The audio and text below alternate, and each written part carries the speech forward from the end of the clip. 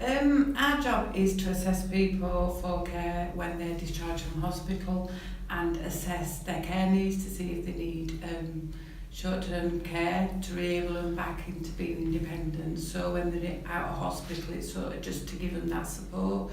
So we go out and do the assessment once they're home and put a care plan in and a moving and handling. And basically, we get like an idea of what that person needs. So our job is basically to go out and actually find out what they do actually need. We go into a system, not going to take it all away from them, because our goal is always to make them independent wherever possible. So that's how it works. So if we can put equipment in place, we order equipment on the day, because that might stop. They might not need as much care if the equipment's in place. So we put any equipment, that helps them. So hopefully within that 6 weeks, then they can get back to being re-abled, and that's what our job is really. I love my job. Well, it's proved it because I've been here for 32 years, and I love it because I feel like I'm getting something out of it, and I feel that I can help people. And when you see them come out of hospital, they're down, the mobility's poor, and you see them at the worst. And as we review it, which we do, at the end of the 6 weeks, that person is so much better. And just putting a bit of help in, it just goes a long way. And I feel, even after the visit, when I've helped with putting some equipment in and I've just helped the family feel, that there's help there, I just feel that I'm just satisfied with that. The people. It's the people, the characters. It's going into a visit not knowing what you're going to go into, and meeting these people that have, they could be 95-year-old people, but they've had amazing lives, and just talking to them and like, you can be there for 3 hours in a visit and you think, oh, these people are amazing, what they've done in their lives. And it's just meeting different people every day, and you're never going to... Different characters, different walks of life. And that's what you've got to think. These people might be poorly now, but they've had past lives. And that's part of the visit, is learning about that person. So I think that to me is when you're going in visits and you just don't know what you're going into, but it can be a really, really nice visit. What you have to do is preempt what you think that person needs, but when you get there, that person knows what they feel they need, and just by having just a normal conversation, you can get a lot of information from that person without them actually answering the direct question. And that's the good thing about it, because you have to befriend someone within a matter of seconds by walking through that door. Yeah, putting them at ease, and if they come home and they're all panicky, and a lot of the time it's the confidence. Yeah, it's the confidence what you have to build. So that is part of the role, is going down and saying, right, sit down and we'll have a chat, we'll put the kettle on, and putting them at ease before you start doing the assessment. Just tell me a bit about yourself and what happened before you went in hospital, so you get that picture of what that person was like before they actually became ill.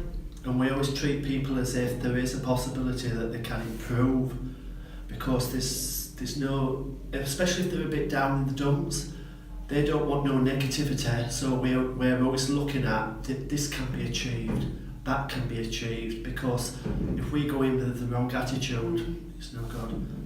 And you've got to definitely be a person, people person. Yeah. Definitely. Yeah. 32 years ago, I had 2 people every day, 2 elderly people, because the majority of them were elderly when I started. So I had a lady or gentleman in the morning and one in the afternoon, and I used to clean for them, we used to cook for them, we used to go out shopping, we used to take them out shopping.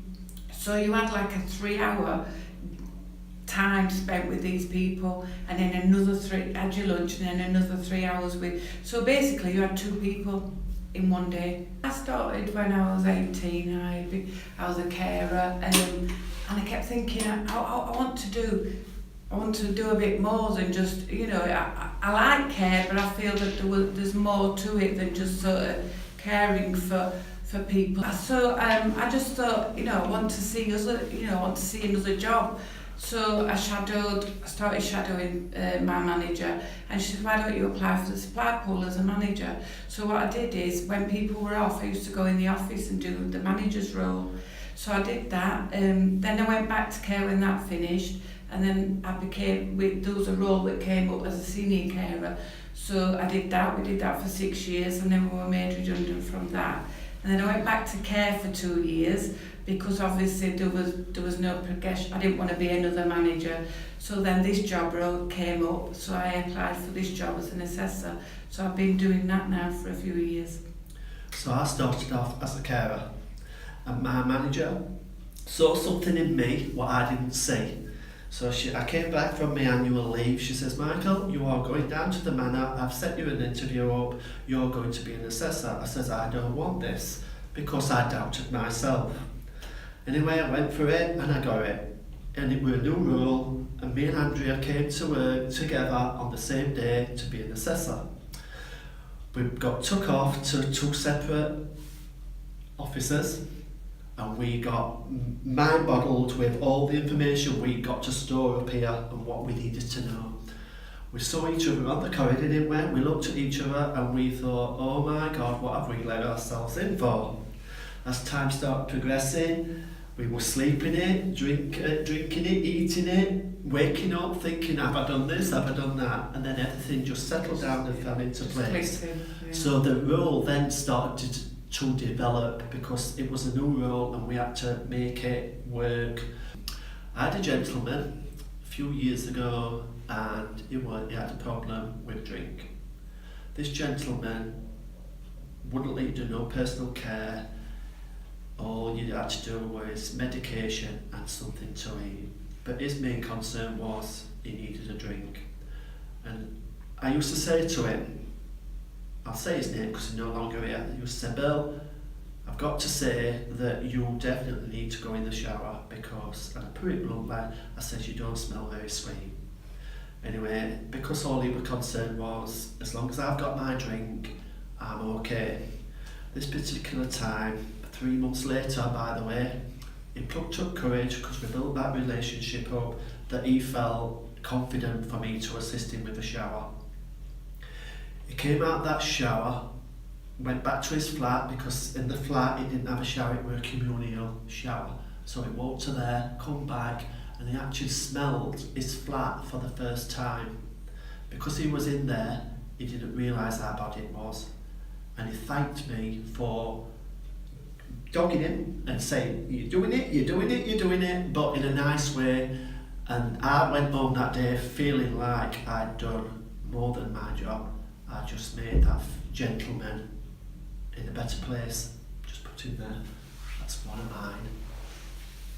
Right, I had a lady called Lily, she's no longer here, and everybody knew Lily. She used to go to town and get drunk and go in the pubs and ask for money. And she came to the sheltered housing where I worked, and I was the carer for her.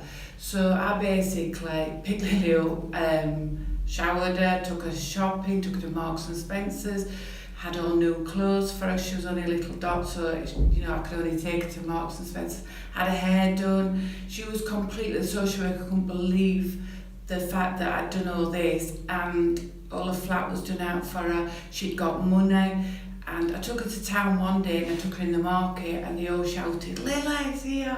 I can't believe how wonderful this lady looks. You wouldn't believe it. I said I would, because I saw her when she came in. And I will never forget Lily, because that was, I felt that I'd done something. If they're interested, you've got to be the right sort of person if you want to be a carer. I always thought at school, I want to look after people. That's what I wanted to do. I wanted to care for people. So you have really got to think about this, because I think sometimes people do go into these jobs not realising how difficult it is. And you've got to be able to work on your own, you've got to be able to make decisions. So I think you've really got to... I think what you have to be genuinely a caring person. Yeah, you do. It can't be given to you, it's in you. And that's that's the first thing you need. The next thing you need to do, it's not about what's up here, it's just common sense, and the reward what you get from people answers everything, doesn't it, really? Yeah, it does. Really does. You need to be empathetic, is that the right word? Yeah, you need to have empathy, you need to be sensitive to people's needs, you need to put people at ease, compassionate.